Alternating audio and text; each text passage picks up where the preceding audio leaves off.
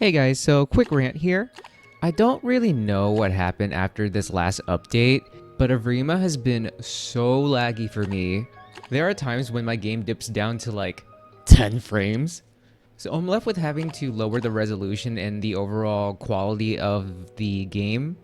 You'll notice throughout the video that the resolution of my game currently isn't the greatest compared to some of my other videos. And I think part of the problem is I forgot to update the driver to my graphics card. So sorry. But also, it's Evrima. I'm trying so hard to get away from this game, but at this point I feel like I have Stockholm Syndrome. For those of you who don't know, Stockholm Syndrome is basically a psychological theorem that states that people who are abused form positive relationships with their captors or abusers as a coping mechanism. And essentially, that's kind of what it is with me and Evrima. I am the captor. My abuser is Evrima.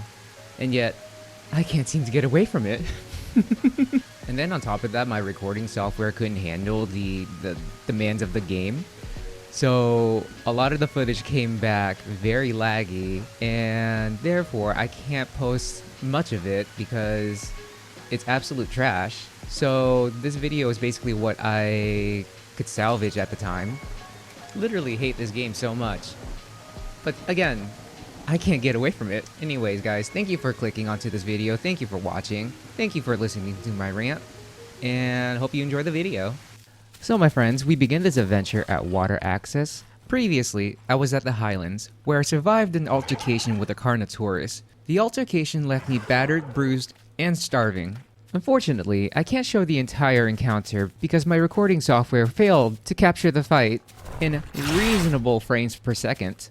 Seeking safety whilst tracking for food, I followed the mythical eyes on the top of my screen, which led me to traverse the great island towards water access. Here, I stumbled upon a family of Diabloceratops. Unfortunately, be it as it may, I was too small of a species to contend with an adult Diabloceratops. However, I did hear the trills and cries of their infants.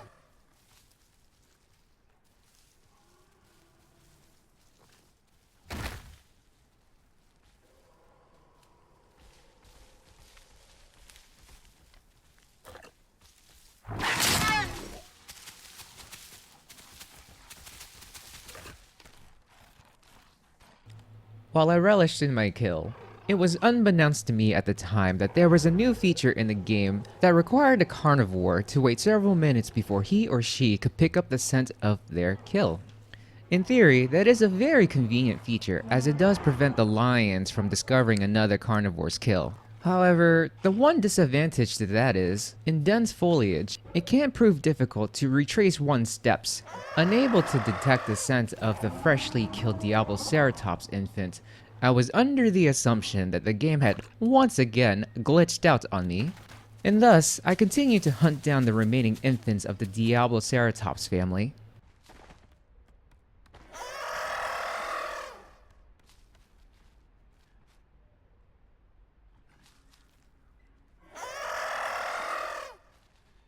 I locked my eyes upon two adult Diabloceratops guarding 3 of their infants. I was able to make out the outline of at least 3 infants, all of whom were at the very border of my jumping range. I patiently waited for the infants to gather closer together, during which time I attempted to gain more altitude in prep for my jump.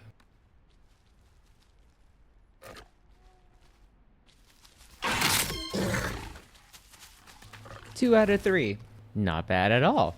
I decided to ascend the tree in order to 1. Regain some stamina, and 2. Let the adults vacate the premise. After regenerating a significant amount of stamina, the sound of a baby raptor devouring my kill caught my attention. I quickly got in position for another jump. I said, I quickly got in position for another jump. The dense foliage obscured my view of the raptor. Fortunately, the young scavenger was loud enough to provide me with enough sound to aim my jump.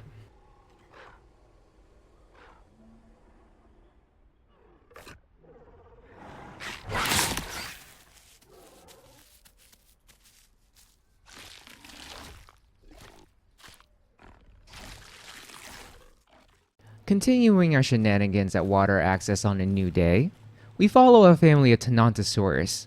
These herbivores, just like the Diabloceratops, are too large and dangerous for me to handle on my own once they're fully grown. As infants, however, that is a different story. And this herd of nesting Tenontosaurus most definitely have infants in their possession. Unfortunately, the adult Tenontosaurus were congregated too closely together for my liking. What we needed was a distraction. And just like that, the Isle gods provided us with one in the form of a Ceratosaurus.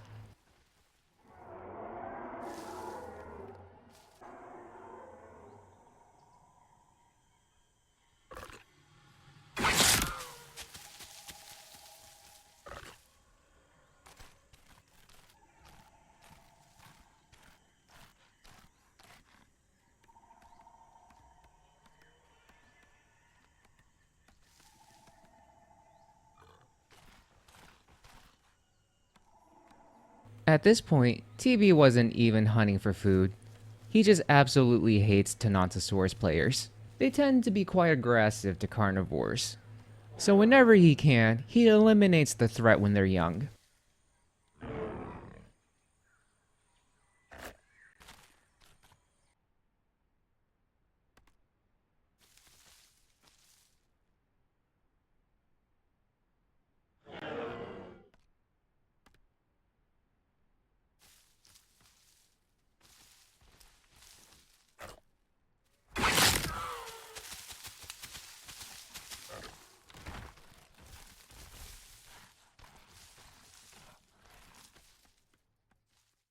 After deciding to leave the family of Tenontosaurus alone, we traveled to the Highlands and investigated what the game had to offer us. We discovered the body of a Stegosaurus that had, seemingly, fell to its death. Not being a picky eater, I of course extracted the organs from the fallen animal.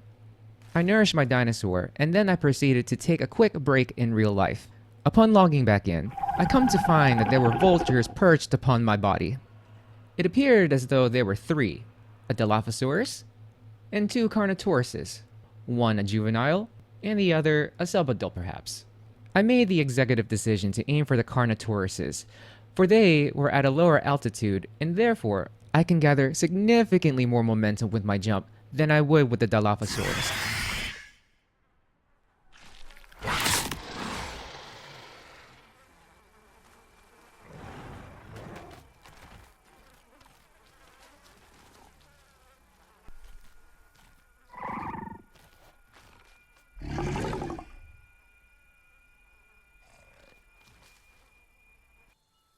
With the bodies accumulated below me, it dawned upon me that this was rather a perfect ambush opportunity for a Herrerasaurus. The cliff face offered an ideal jumping point, the bodies would attract the prey, and the treacherous slopes would hinder the prey from escaping swiftly. I moved around the precipice in hopes of catching a glimpse of my next target. Meters below me, I observed an Omniraptor cautiously approaching the bodies through the bushes. I too cautiously made my approach.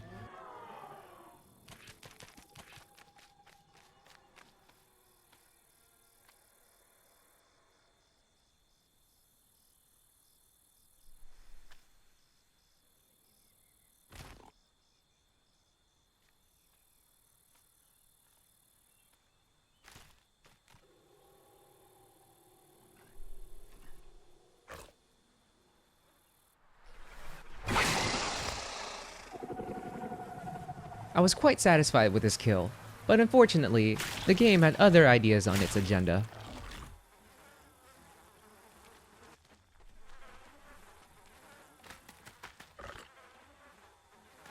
Later that day, I was stalking a herd of herbivores down by the lake, most of whom were quite large and therefore not feasible for me to kill in a single jump. But there were some Pachycephalosaurs that were quite enticing.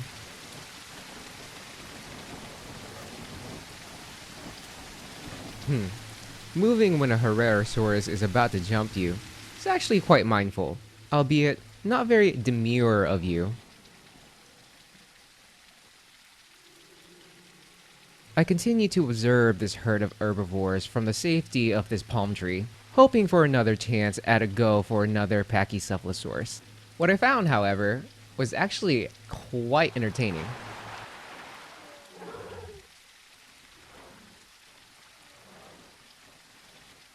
Yo, this is so cool watching it as a third person. As a gator main.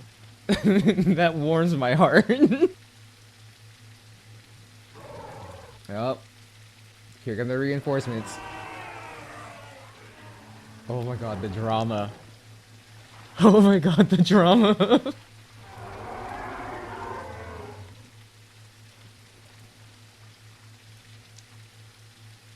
Where's that gator gonna get? No, no, no, no, no, no, no, no, no, no. Oh my god. Bro, you were cooked. Bro. Oh my god. No, no, no. Oh my god, run! Oh my god. Dude. You damn near gave me a heart attack. Fuck. Ooh. I could aim for this Packy though. We'll see. I'm just gonna do it. I'm just gonna do it. Yeah, too far. Okay, I'm running.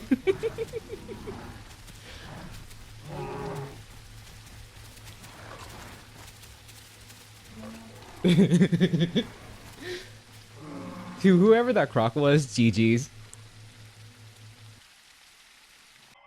And so, the trolling at the Highlands continues, with some hunts yielding success, while others not so much.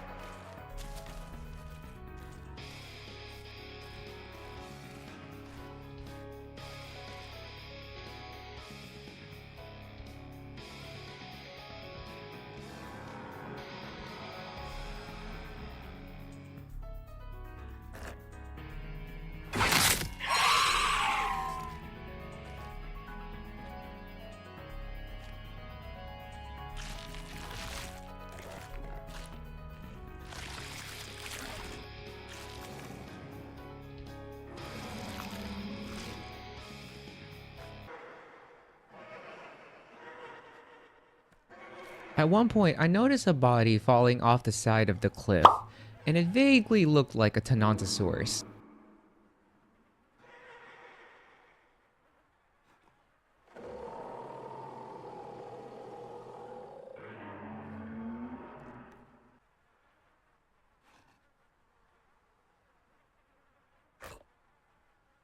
Upon closer inspection, it did appear to be roughly the same size as the Tenontosaurus that I lunged earlier.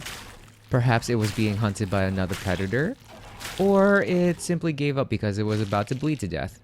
Who knows?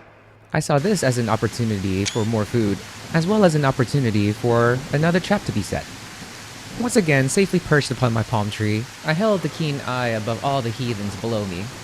Sadly, the game was not playing in my favor, for a storm was casted down upon the island.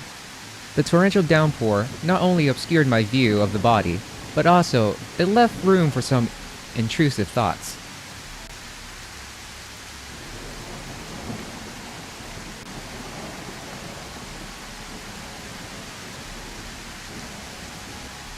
Eventually, there were some desperate souls hungry enough to feed from the body.